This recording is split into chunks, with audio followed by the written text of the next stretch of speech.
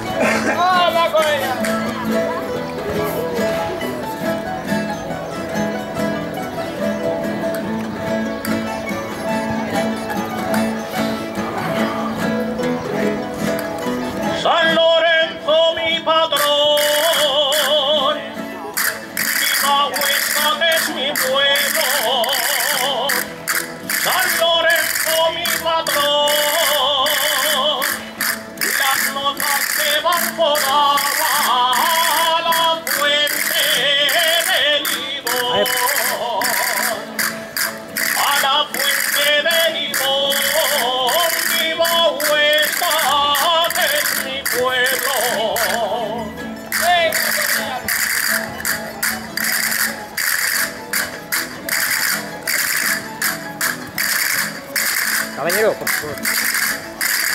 Ay, Dios mío. Eso es complicado, yo pido un cambio de mano.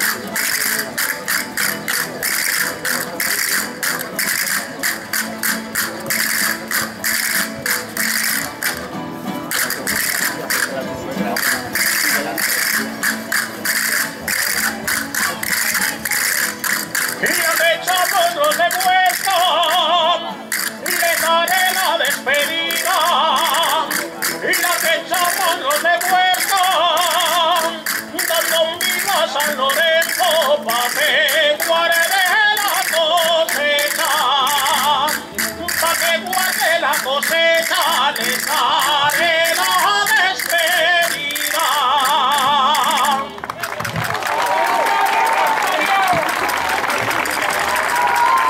Muchas gracias en nombre de este grupo.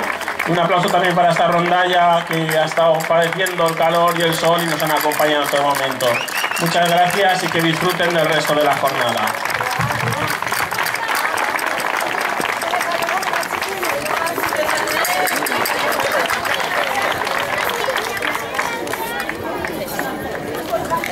Joder.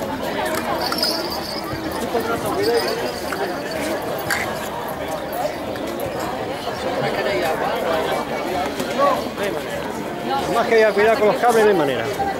A continuación, con todos ustedes, la entidad cultural de Castilla-La Mancha de Quart de Poblet.